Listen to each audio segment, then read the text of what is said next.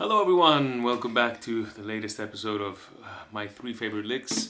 This week we'll be looking at a version of Melodie or Crepuscule by Bireli Lagrene, and it is from the album My Favorite Django, which is a kind of a futuristic fusion album made somewhere in the 90s, I believe. And I just fell in love right away with the sort of those 90s fusion sounds, you know, with the pads, but the solo is played with the Django, with a Selmer style guitar or Django style guitar. So the contrast of those sounds I thought was very interesting, and the arrangements are also very cool. If you haven't checked it out, do check it out. I made a video, of course, of the solo transcription, and today we'll look at 3 of my favorite phrases. So let's dive in. Okay, so the very first phrase for me that really jumps out is the very first phrase of the solo. So the tune is in E minor, and so a lot can be done playing with its dominant, so B7, or whichever way you want to play it. And B7 being the dominant of E minor, right? And so that very first phrase, and a few of the other ones as well, you can really steal and use over that B7, right? So here it is.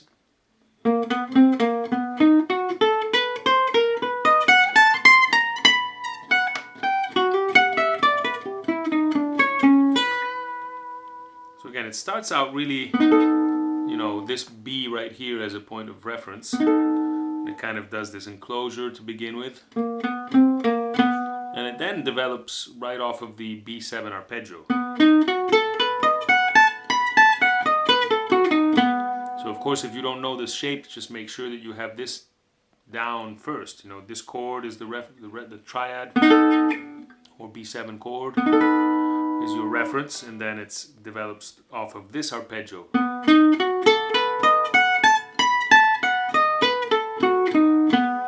And so playing in and around this shape, you have this.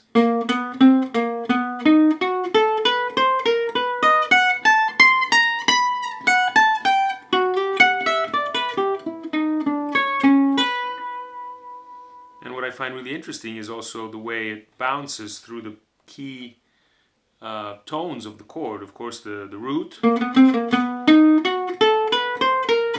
and then right again an octave higher, right? That already is a utilizable phrase. And then it keeps going. Now here I highly recommend sliding up with your index, and we'll be doing a lot of this through a lot of shapes to access various octaves and various areas of the same arpeggio, but it simplifies the rest of the phrase when you're already in position there. So okay, so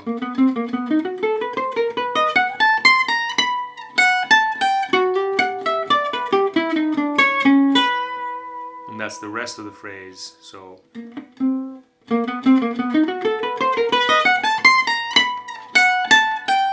and then, as you can see here, I'm always alternating. Once I hit that high E, it's always an alternate pick, so that the last note I play on the high E is going to be an upstroke. Right here, so that G is an upstroke, and then I get into which is a very classic Django inspired phrase. Okay, so slowly all together again.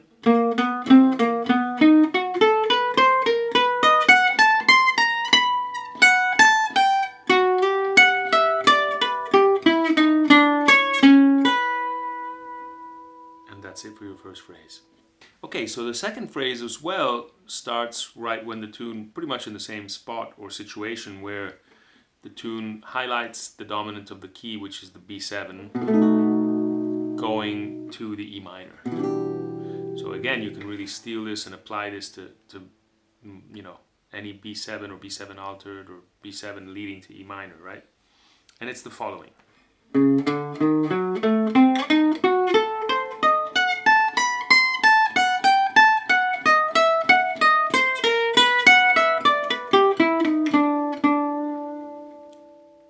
Okay, so it's crucial in this kind of phrase, because also I'm accessing higher registers here of the guitar, to really have the proper fingering. It took me a while to figure out the fingering, but based on how the right hand would move in terms of, you know, downstrokes and upstrokes, I figured that more than likely it's this kind of development here. So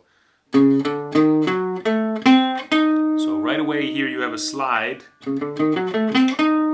right here from the 10th fret to the 13th fret. So, you know, from the C all the way to the E flat. Right? And then I use first and third finger. I just feel more comfortable and more compact.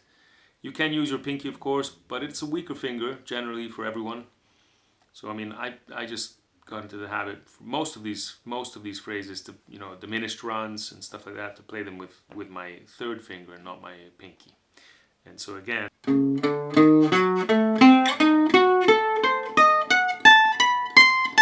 all alternates. Last is upstroke. You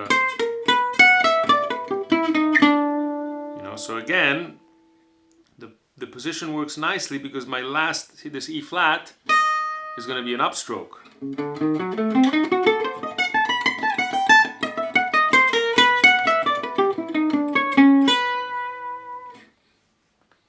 So once again,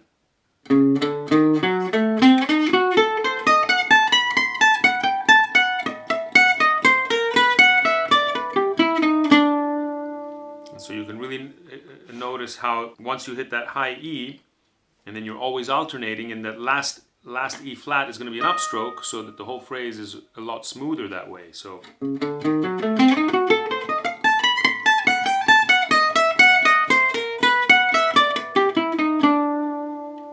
right.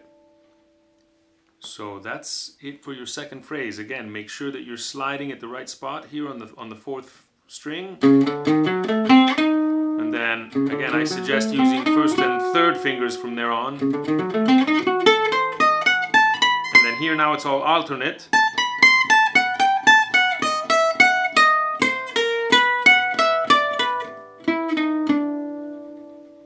Right? So that's it for the second phrase. Okay, third phrase. For third and last phrase, once again, we're starting out with a diminished off of the same chord sequence, so it's all B7 again to E minor. So I guess this could be called 3 favorite licks or B7 to E minor ideas, because I think it's, you know, the most useful part of this song, or the solo. And so once again, there's this initial run right here. Again, you can play with third finger. And then there's a slide again here, or fourth finger. Whatever you're more comfortable with, I still suggest sliding here, you know, from the 8th fret, third finger, so that E flat, to that F sharp, right? So, and then you're right in the diminished pattern.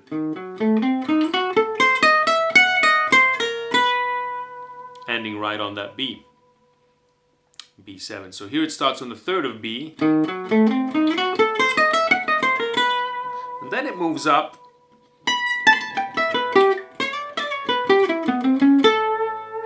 You have this phrase right here, which is beautiful, which is off of this chord shape, which is basically A. You could call this either A 7th 9th, or you could call this E minor 6.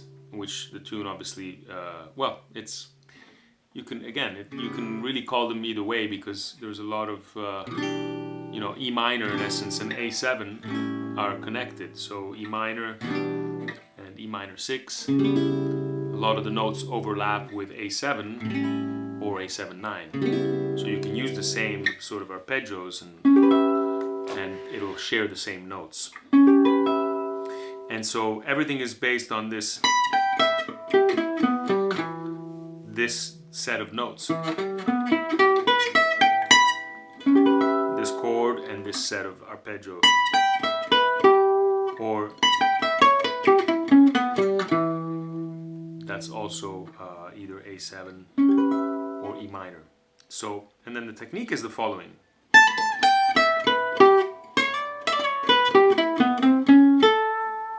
So that's the phrase. So again, we're starting out here on the B7.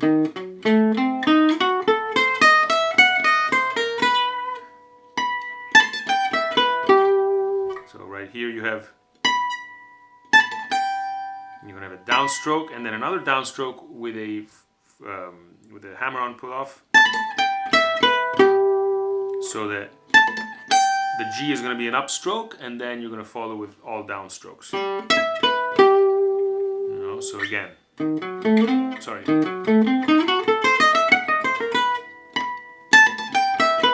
And then a slide into the D.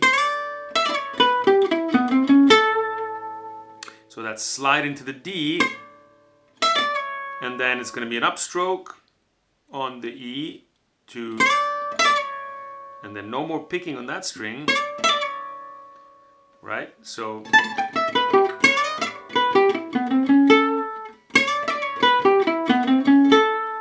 have that pattern right there. And then the very last part,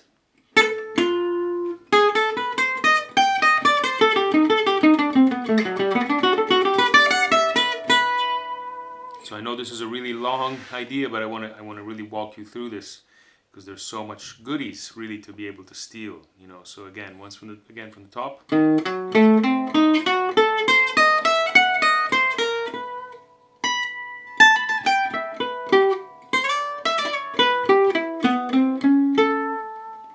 And then the song goes to that C. Back to E, right? But basically that C is really a half step above B7. You can really treat them the same way, and in fact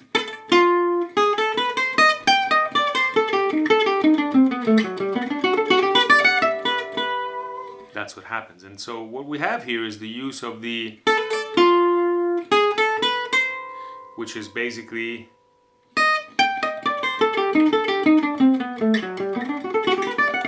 so because it's B7, always remember that you can think in terms of C minor as a substitution to B7. C minor, and that C minor can be and is very often used as a melodic minor.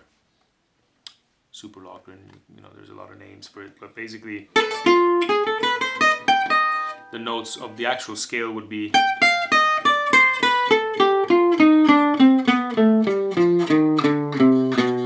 good to know these, of course, through the whole scale, of course, but you know, start in one position, right? In this case,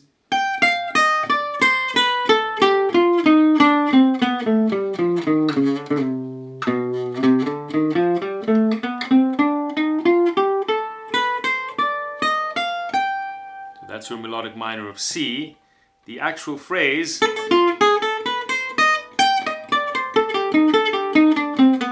because of the picking, it's a lot more comfortable to omit certain notes, and then really the pattern is this one. Then again, here you're going to have a slide from the A to the F sharp, and that's going to lead you into basically the G major 7, which is again a direct inversion basically of E minor. So it works well over E minor or minor chords to play the relative major, which is in this case G major, relative major of E minor. So you're coming from that C minor melodic, and then this index slide is going to then open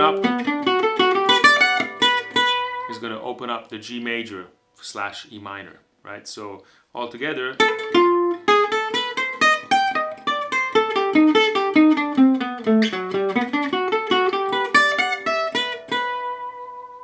that's really it for your phrase, right? So again, it starts out here slowly.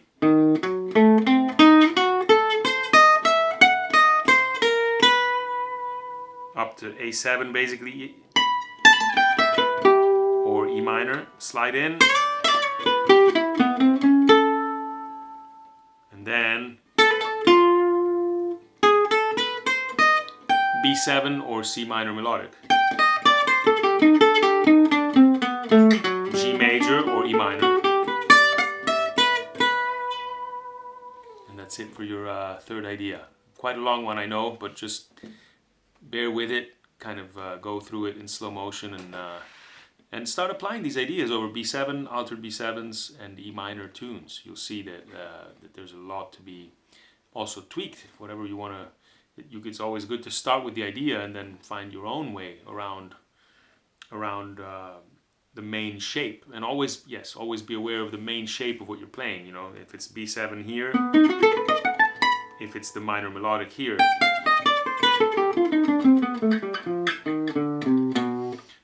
Just know the original ingredients, I'd say, and then how to apply your own or other people's ideas on them. Yeah, so that's it for your three favorite licks today. As always, I hope you got something out of this. For me, it's always a lot of fun to share these little nuggets of phrasing and of improvisational ideas, and I hope you enjoy that. If you do, of course, always please subscribe and always hit the notification if you want to know when I post any other videos. And stay healthy, stay safe. We will see you soon on another episode of My Three Favorite Licks.